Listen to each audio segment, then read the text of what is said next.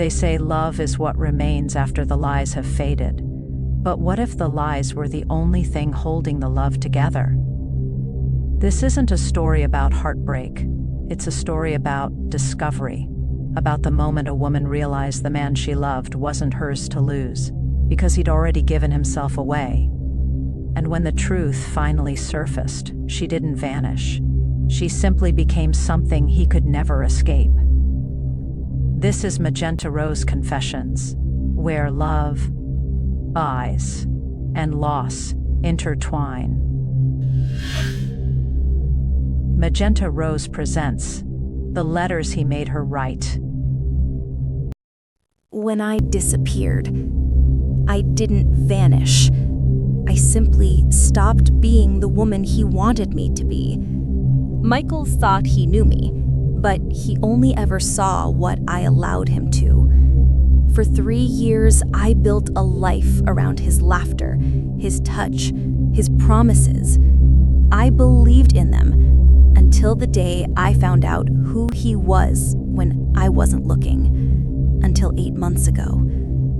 He used to tell me secrets after midnight, little things, whispered between laughter and half-empty wine glasses, the kind of confessions that make you feel chosen, trusted. I thought that was love, but love doesn't test you.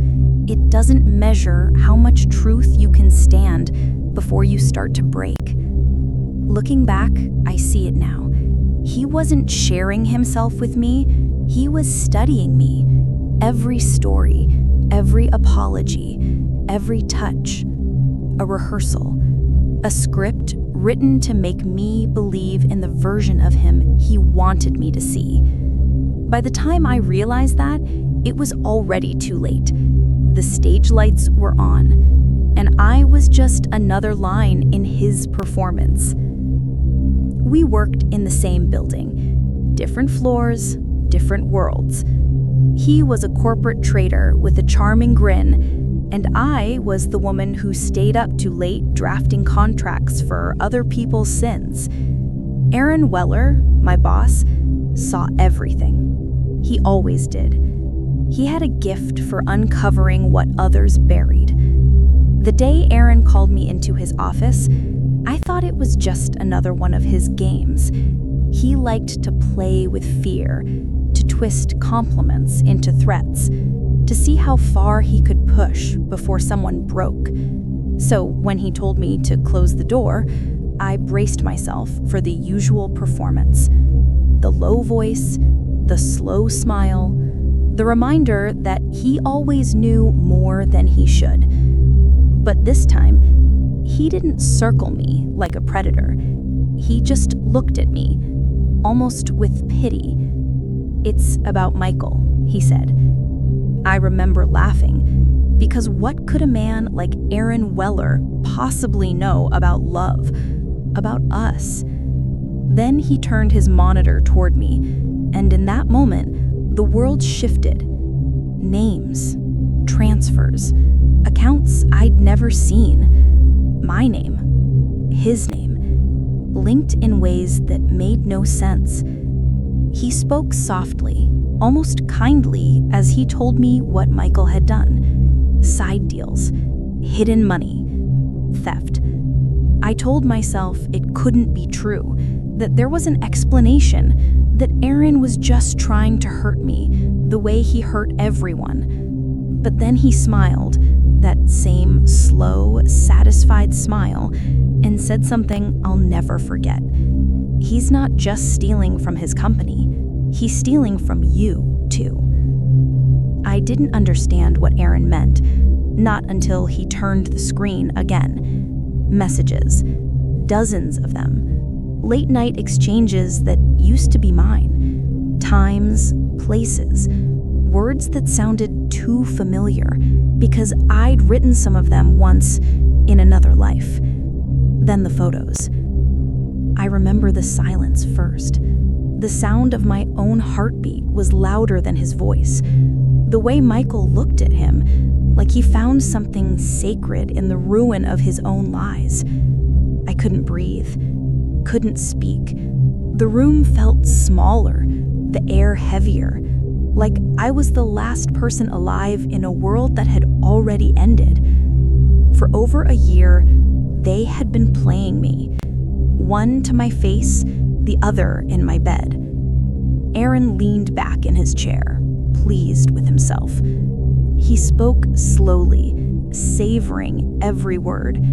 He said he had known about Michael's schemes long before I introduced them during an office party. He thanked me for letting him meet Michael face to face. He said Michael hadn't even been blackmailed. He'd been complicit, willing, addicted to the danger, to the thrill of being seen by someone who could destroy him. Aaron had been using him, and Michael let him, because he liked it. For days, I couldn't breathe.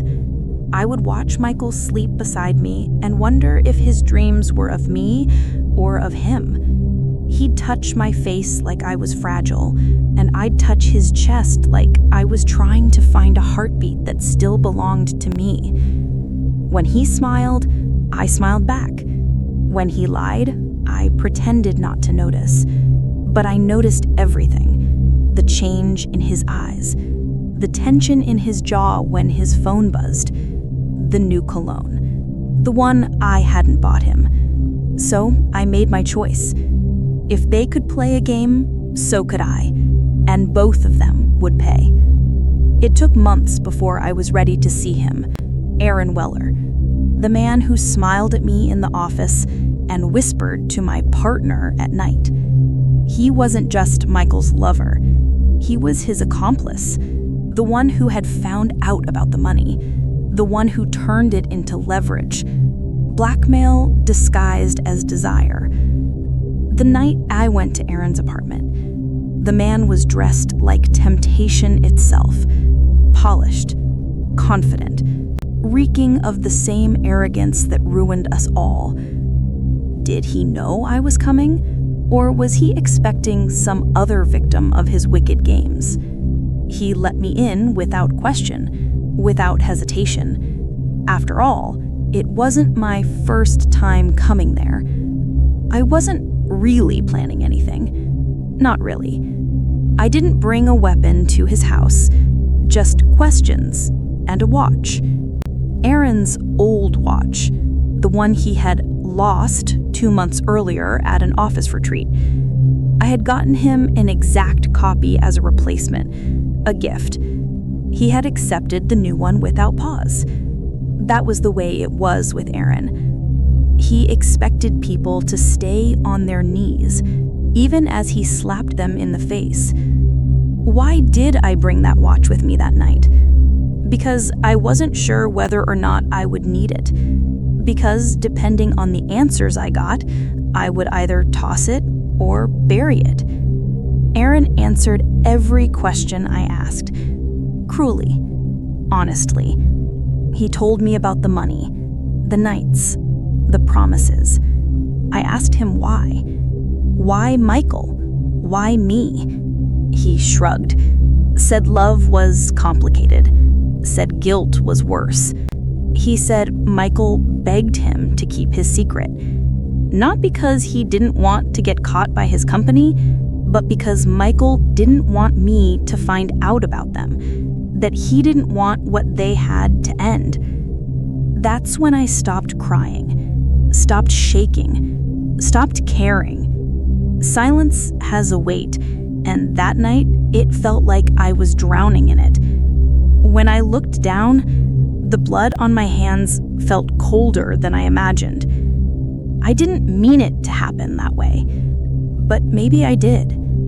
Maybe some part of me had always wanted to see what breaking point love truly had. So I switched the watches, taking off the new one, replacing it with the old one, which Michael had touched at home numerous times. I wrapped Aaron in the rug, used the rope from my car to drag his heavy body to his own car, drove to Lake Monroe, watched the moon float on the water like an apology I'd never say, and walked slowly in the quiet night back to the city. I was broken, empty, For weeks, I barely got out of bed in the run-down motel the old me would never have been caught dead in. Then, when I got myself together, I mailed the letters. Each one a piece of my confession, but not the full truth. Michael read them. I know he did. I watched from the shadows as he handed them to the police. He always wanted to look innocent, even when his hands weren't clean.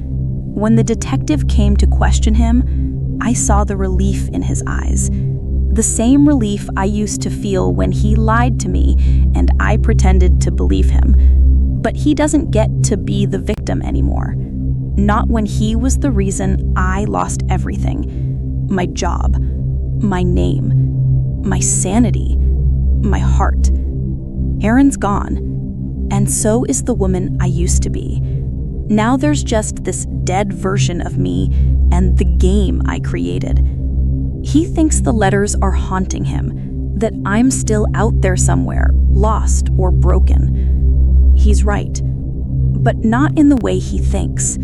Every letter he finds, every whisper behind his window, every flicker of shadow at his door, that's me, punishing him for lying, for pretending to be a better man, for stealing what wasn't his, not just money, but my trust, my soul, my love. With one decision, he destroyed 2 lives, Aaron Weller's and mine.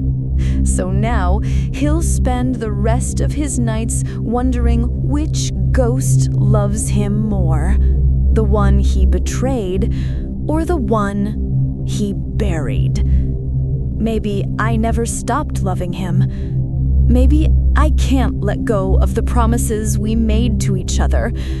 Maybe love is just another form of hate, enduring, lingering, even though you know you shouldn't.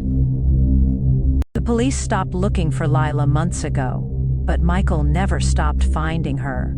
In the letters that still arrive without return addresses, in the scent of her perfume on nights when the windows are closed. Maybe that's the real punishment, not the loss but the remembering, the knowledge that somewhere she's still watching. Not to forgive him, but to make sure he never forgets what he lost. This is Magenta Rose Confessions, where love, lies, and loss intertwine. If this story left you thinking, stay a while. There are more shadows to uncover.